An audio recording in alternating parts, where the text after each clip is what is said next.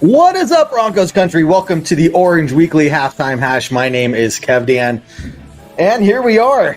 Broncos versus Chiefs, Thursday Night Football. Chiefs are winning 10-0, and Chiefs will get the ball back to start the second half. Very close game. I do not understand how this game is not 28-0 or 31-0 at this point. I really don't know, and I want to hear from you guys. Do you think our defense is playing up, or do you think their offense is playing down? Or maybe it's a combination of the two. However, this is not what I expected. I expected the Chiefs offense to go out there rolling and our offense to have to match that, right? So this is already a very different feel of a game, and I'm very worried about if the defense is going to hold what they've been doing in the first half. I mean, again, is it so much the Chiefs are just not really connecting on a lot of things? You know, we're not getting pressure to Mahomes that often. Yeah, we blocked a number of passes, which is great execution. However, Travis Kelce is still open by a mile whenever he's out there. We got Allison in here. Sean, how you guys doing? Yeah, Allison says the defense is keeping us in the game. We're only down by 10. Seriously, this game should be 31-0 at this point. It really should be. Sean says their offense is stalled and making mistakes to keep it close. Yeah. So there's definitely mistakes on the Chiefs side. But, you know, you look at what the Broncos are doing, especially on defense, and I don't understand this. Maybe you guys can help me understand this, right? Here we are. We have Vance Joseph. We have Vic Fangio. We have Nathaniel Hackett. Now we have Sean Payne, but again, with Vance Joseph. None of these guys can figure out how to stop Travis Kelce. Are you freaking kidding me? None of them. And the problem is, Travis Kelce isn't even doing anything freaking amazing. It's not like he's running amazing routes. He's just meandering down the middle of the field. Early on in the game, I saw a replay that was looking down the field, and you saw freaking Travis Kelce meander down the middle of the field, runs right by two different Broncos defenders right in front of them, and they just let him by. And what happens? He ends up to be wide open and makes a huge play there, right? How can we not figure out to put somebody on Travis Kelce and stop him? This is absolutely ridiculous. It'd be one thing if he was a top-notch wide receiver who could make fantastic cuts and do all these things. It's just that he has 20 minutes standing there in the open after he catches the ball, and that's how he got that flick pass, to whoever that was. I don't know if that was Tooney or whoever, early on in the game. He stood there. He had time to look around, analyze what the situation was, and then pass the ball off, and that player still got positive yardage off of it. That's how open Travis Kelce was. It is absolutely mind-numbingly ridiculous, and it is an absolute failure that this has happened year in and year out. Every single head coach, every defensive coordinator, every time we play the Chiefs, Travis Kelce does this to us. And I cannot figure out why they do not dedicate a whole portion of their game plan to stopping Travis Kelce. How is it Travis Kelce goes for 100 yards before they have the brilliant idea to put Pat Surtain on him? It is mind-numbingly ridiculous. How y'all doing? Good to see you guys. Nick, the receivers can't get open. That's a huge one on our offense. So you look, people are blaming Russell Wilson. That interception he threw, 100% Russell Wilson. There is no reason he should have thrown that ball, right, to Jerry Jeudy. That was ridiculous. But plenty of other times, these guys are not getting open. The Chiefs are glued to our wide receivers. That is just causing a lot of problems for Russell Wilson to do anything with it, right? He's trying to make things happen. When the play breaks down, they are so in tune on the Chiefs' defensive side of the ball that they are not only getting pressure to us in a very timely manner, but they're also covering the receiver so well that now Russell Wilson doesn't even have a chance to run outside of the pocket to get anything done. Yeah. Okay, Sean. Yeah. Ha ha ha. Not a good thing. Greg Dulcich is active today. Haven't really heard anything from him. Number 29, McMillan, I think is his name. For the most part, looking pretty good. He was in coverage for the touchdown the Chiefs got, but for the most part, he's made a lot of other big plays. Again, Mathis is a big liability on this defense. That penalty he got there in the second half, late second half, that was, if you ask me, kind of ticky-tack. You know, it's not like he made such a huge motion that receiver couldn't have really caught the ball. I don't know. I'm not going to say anything about that, but, you know, he goes out the very next play and makes a huge stop, right? Bats the ball down. So fantastic job from him there. The defense, a lot of these younger guys are doing really, really well, or at least exceeding the expectations versus the veterans, the vets on this team, who still just are not playing up to snuff at all. Not at all, man. Not at all. Let's see, Sean, got to reestablish the run. Yeah, and I think we're doing okay. Man, let me look at the numbers here really quick, guys. Okay, so for rushing, Williams is averaging 8.2 yards per carry on 5 carries. Jaleel McLaughlin, 5 carries, 5 yards a carry. So overall, we're averaging 5.4 yards a carry. That's a really good run game. I would say it's established. But then when we go to pass, we're too obvious. The second, third, and short attempt, if you remember the first one, we handed it off to Burton, the fullback, and he got that first down for us. Very next third and short situation, what do? They're like, oh, it worked the first time. There's no way in the world they're going to think we're going to do it again. But of course, that's what good coaches do. They say, hey, we're going to make sure they don't screw us over on that play again. Make sure that the fullback is covered and watch for them to try that again. You know, a good team would say, hey, we're going to be a little creative and not do that again. But no, they go out there, and Sean Payton, the absolute mastermind, genius offensive coordinator, couldn't come up with another play other than let's do that again. And of course, the Chiefs, who are the Super Bowl champions, figured it out really easily. So I think once again, we're in a situation where Sean Payton is getting absolutely outcoached. And there's the execution issues on the offense. There's the coaching issues on the offense. I cannot believe the defense is doing what they can to hold us in this game. The fact that it's 13-0 now.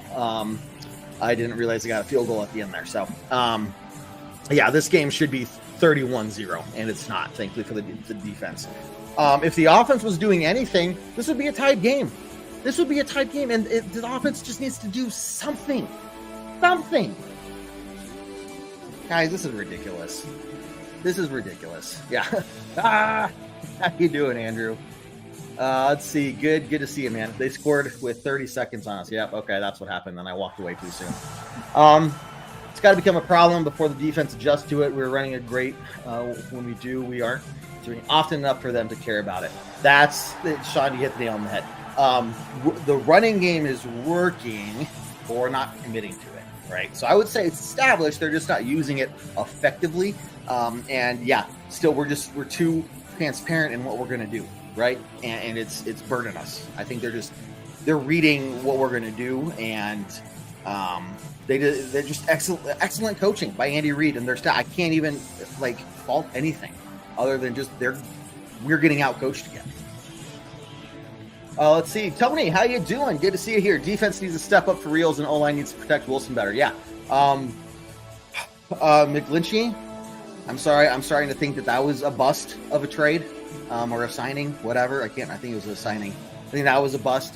On the right side, he's not really doing anything. You know, I keep seeing people get past him. And that's not just this week. That's this whole season so far. Garrett Bowles, as well, is hit or miss at best. So I don't know what's going on with him. But the offensive line in general, you're right, is not doing a good job protecting Russell Wilson. And that's where I think, you know, if for anybody out there who says we need to bench Russell Wilson to put Stidham in, what's going to change? What in the world is going to change? You think Stidham's going to go out there and do good things? No, he's going to have the same issues Russ is having in terms of not having time in the pocket.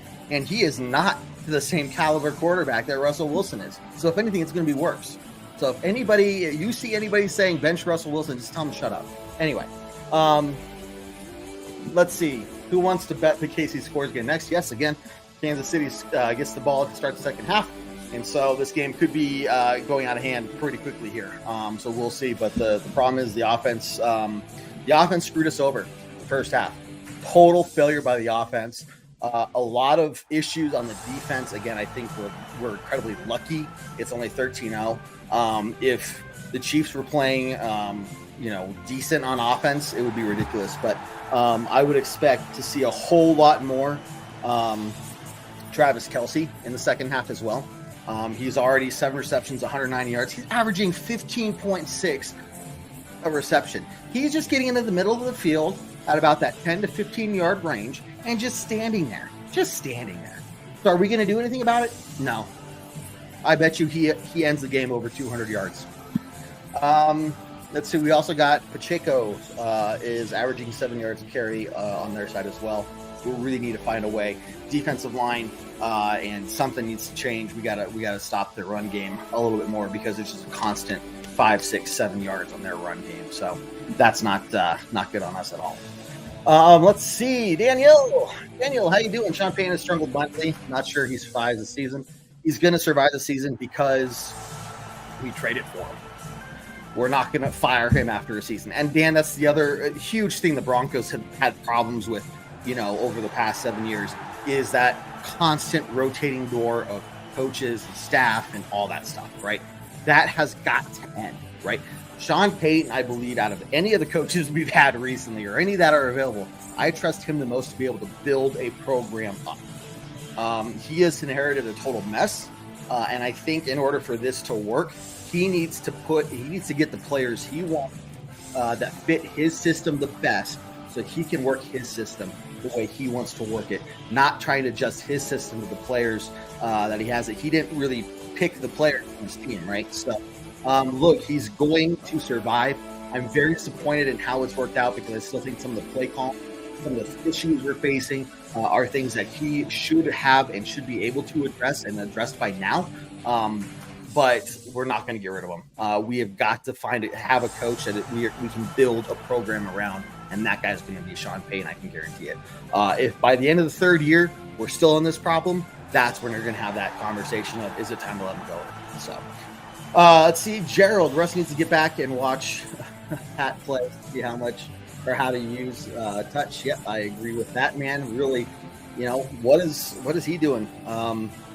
Jeez. So long, Judy. Yep, we can expect him to be gone. The fact that the game's only 13-0, I think, is enough, depending on how the game ends. But you could say that the defense has done enough to keep the game close and keep the offense in the game. It's the offense that has totally failed and broken apart this game by a landslide. So, if we're looking to fire Vance Joseph this week, it's probably not going to be. It's not going to be this week. Exactly, Philip. Receivers need to find a way to get open. Otherwise, it's going to be more of the same. Yep, completely agree, Andrew. And so for the players on the defense, how long are they going to keep going before they say it's useless at this point? The game's gotten away from us. Offense isn't doing anything, and Travis Kelce is still open.